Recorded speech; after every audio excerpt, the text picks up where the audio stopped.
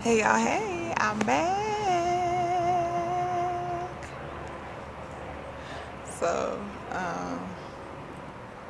the topic for today is um, the struggle on giving your life to God.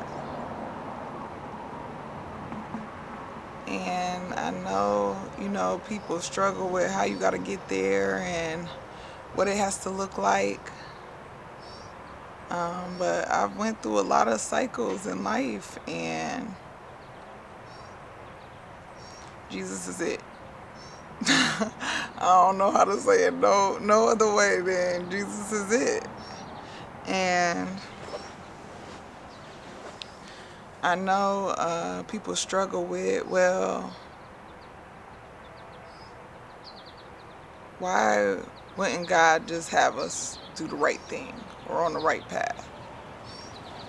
And God really gives us the chance to make a choice. He gave us free will to be able to make the choice if that's what we want to do or not. And people struggle with like being saved, like God putting us on that path and, just directing us to do the right thing. But God gave me, I'm a very visual person, and I wish I could make the little cartoon and put it in the video. But God showed me, like, even when He's trying to set us on the right path, how hard it is for Him to keep us there because of the things we want to do. Like, you can't be saved and be drunk out of your mind. You can't be saved and high as a kite. You can't be saved and lusting. You can't be saved and idolizing things. God showed me in the visual, like, when we was kids, you know how, like the Looney Tunes, there was that bad little girl on the Looney Tunes that would be like terrorizing them. Or, better yet, Rugrats, because, once Tommy had the little brother Dill would be getting into all kind of stuff, and Tommy would be doing everything he could to protect him, and Dill coasting. He ain't worried about nothing. He just going through it, doing what he want to do, reaching for where he want to go, climbing. He doing all these things, and Tommy doing all these things to keep him safe and protect him. And that's how God was showing me, like, He's doing everything He can to protect us and get us right on the right path. But us doing what we want to do, it can't always come. It don't work together. It don't work together. Yeah, you decide, and everybody don't know, right? Everybody don't know God, never has been taught, never has been introduced, never known anything about God personally to feel one way or another about it. I find it hard to believe the time we in, but God give grace to God, okay? So, some people just don't know God. And, but for the ones that do, and right from wrong, there's got to be a point where the convictions about doing wrong overwhelm you wanting to do the things that are against it. Your convictions got to outweigh. Your conviction has to outweigh you just doing the opposite of the right thing. Y'all know what it is. And if your conviction ain't heavy on you where it's like stopping you in your tracks, then you still walking your path. It ain't for me to rush it, but you do got to make a decision about it. And last night I was listening to a speaker, Elder Michael Patton out of Chicago. And he was talking about, Egypt and Israel when Moses went to freedom. And how God had put a fire between Egypt and Israel. And he was like, a lot of the times we look at it as the fire was to stop Egypt from getting to Israel, the Israelites. But the fire was also for some of the Israelites not to go back to Egypt. We will choose the devil we know a lot of the times because it's easier. It's easier to not cope and deal in the trauma and the pain that you need to get over. It's easier to just go ahead and drink and get high and not think about it. I know for myself. But there's got to be a point where you want to do right. You don't want the easier thing. You want the thing that's going to get you closer to God. I was talking to somebody about, why I think it's so hard for people to get to God. And I know a lot of the times with, trying to do right, even if it's on your mind to do right, and you go to places where you seeking help, you'll get judgment and shame a lot of the time.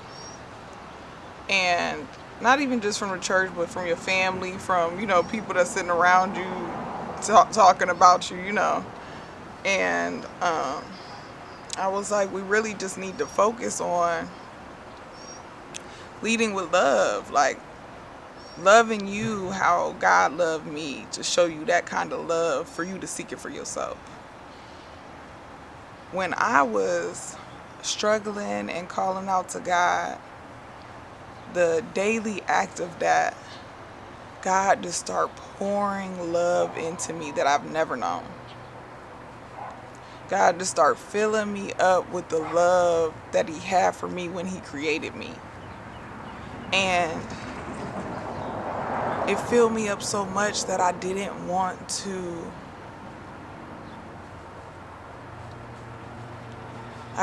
be outside my right mind no more.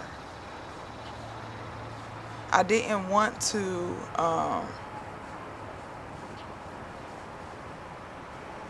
dishonor the temple that God gave me for my spirit and soul to be dwelling in. I wanted to do everything I could to keep this body right, so I could hear from God, so I could receive more love from God, so I could be in my right mind to make the right decisions that God was talking to me about.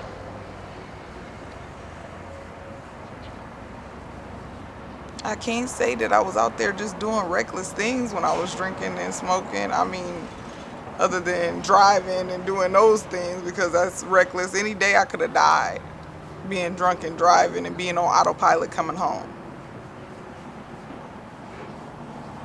But God had a different plan for me, that He kept me safe even in my foolishness. God is covering us and keeping us safe in our foolishness. You're waking up another day because you have purpose here. There's something that God gave you that only you got for this world. And that's all He can do, is cover us and keep us safe till we wake up and choose. God, whatever you put me here for, that's what I want for myself.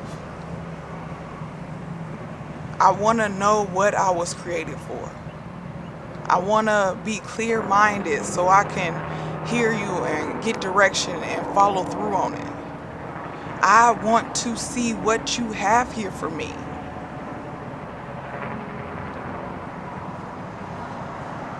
That's what it is. That's what it is being saved. It ain't being throwing holy water on people. It ain't looking a certain way. I mean, don't be inappropriate. We know what inappropriate is, but it doesn't have to look a certain way. It doesn't have to sound a certain way. It has to be you fully giving your heart to God and being like, whatever you tell me to do, I'm going to do it because you created me.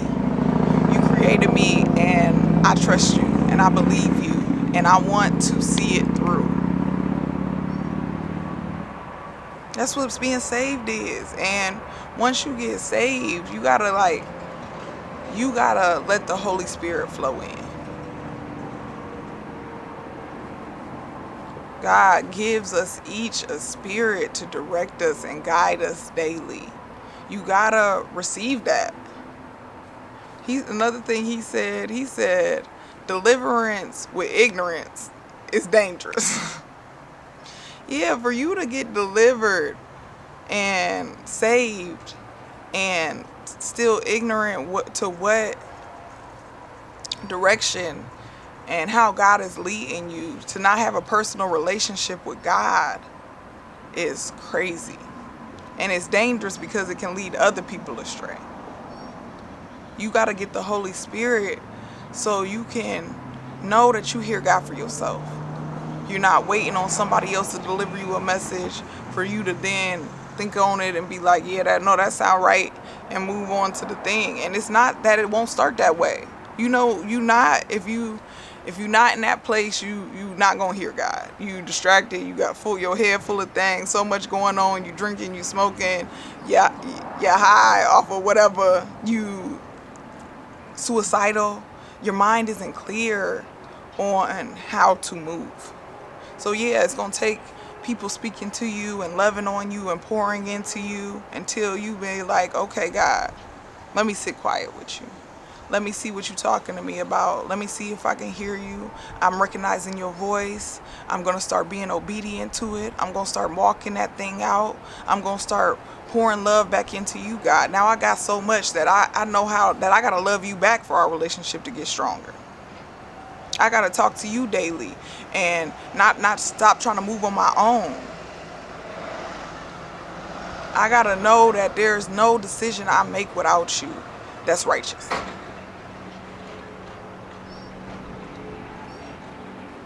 And when you get to that place,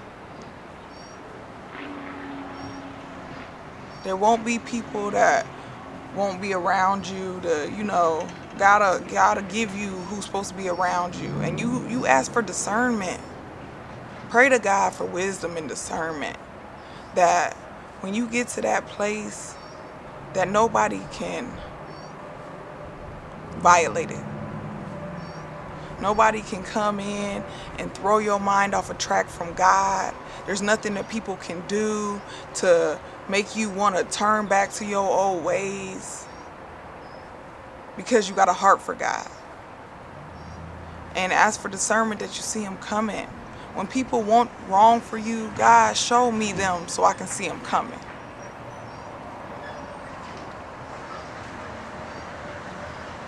And you can move accordingly. There's nothing that you can't just plainly ask God for. Like, I want to be wiser. So when I'm moving forward, I know that I'm doing the right thing. I want to be stepping into things, sure. I want to be able to see the people around me for who they are. And let me tell you, that thing can be painful. Okay? But prepare yourself before you ask God for those things, because when he shows it to you, you got to move. You got to move. When you start seeing people's true colors and how they feel about you, don't try to talk it out. I know your heart will be like, no, they've been around a long time. They love me. They want the best for me. You better believe what you see after you ask God to show it to you. And I pray to God that I move in love, where when I'm coming across and encountering people, that I'm not forcing Jesus on them. I'm not telling them, forcing it down their throat, but that I'm light enough that they can see the difference. And my encounters with them plant a seed that will start shifting something in them. Because once you know God for yourself, it is an obligation of yours to let other people know God's love. To let other people know who God is and that Jesus died for us. And so they can start seeking God for themselves. Somebody said this week, are you a soul winner? I want to be a soul winner. Because I know how important it is. I know what God brought me through. And who I used to be and the thoughts I used to have and the way I used to feel. And it's so much different now. Do I still have hardship? Of course. Am I still struggling with things? Of course. But I know that I got somebody that loves me unconditionally to talk to seek guidance from, to seek wisdom from, to comfort me, to set me on the right path, that would advise me with nothing but pure intention. And that's all I want for y'all. I know what I deserve. I know what you deserve. I love you.